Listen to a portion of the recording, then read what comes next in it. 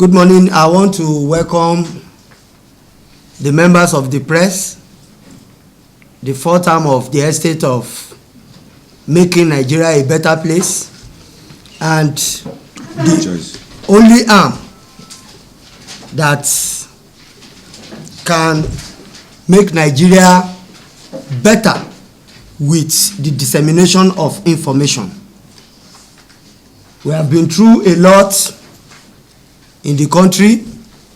of recent, and there is a need for all concerned stakeholders in the system to make sure that we are part of making Nigeria better through our contribution towards ensuring that Nigeria becomes better. In the last 1 month, we've had an EndSARS protest that has led to destructions of properties, and there is a need for us to address the issue, which is why we are here. And I start with the opening quotation of Martin Luther King Jr. that the ultimate measure of a man is not where he stands at the time of comfort and convenience, but where he stands at the time of challenges and controversies. Consequent upon the unfortunate destruction of monuments, public and private properties, due to the rudderless nature of the agitation that gives room for hijack by hoodlums to digress the genuine intention of advocating for the reform of the Nigeria police system and disbandment of SARS, a unit alleged to have used extrajudicial measures in its discharge of duties, leading to indiscriminate killings of innocent alleged criminals. The Footnote Bombs, a movement resolved to echoing our voice to the quest of calming the nerves of the average Nigerian that is not in conformity with current economic hardship in the country, with a reminder that it is better to build a nation than to destroy it. While we are not unaware of capricious tendencies of destabilizing elements eating up the polity through misguided agitations to agitate for expected egalitarianism, we cannot equally sacrifice the sanctity of our national cohabitation on the altar of nihilist provocation against the government,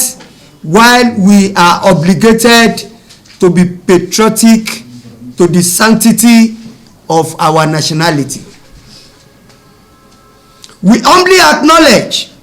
the role of the Inspector General of Police in managing the crisis, even in the face of provocation by aggrieved protesters,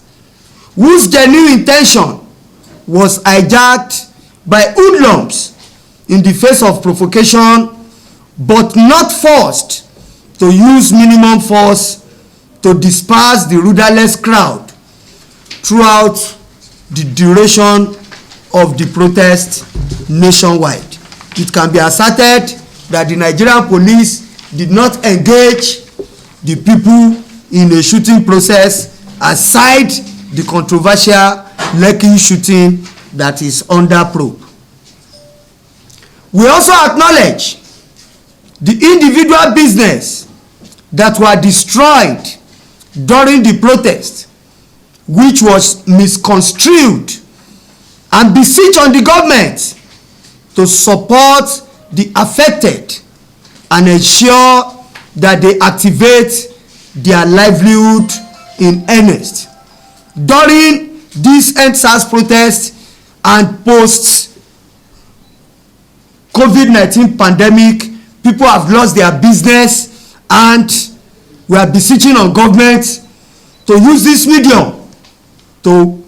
see into setting up a policy that will look into ameliorating those effects and do the needful by ensuring that people get back to their feet. We are not equally unaware of another planned EndSARS protest being planned to destabilize the nation, despite still battling on how to reconstruct the destroyed properties accrued to the mishandling of the first misguided wave. We are not saying the protest was not right and that the protesters did not have genuine intention, but due to the relentlessness and the misguided state of it, it led into the destruction that we need to reconstruct from while we are trying to prevent a second wave from happening. We strongly appeal to the mindset of our conscious Nigerian youth, why not disregarding their rights to peaceful protests, to desist from being mobilized to be part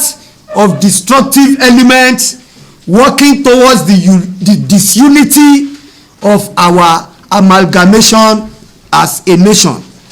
I don't think anybody here that is even happy with the EndSARS protest will be happy that Nigeria should be disunited through this process. And if not properly guided and if not managed well, we may be heading to a doom that we don't want to happen, and the necessity for this gathering today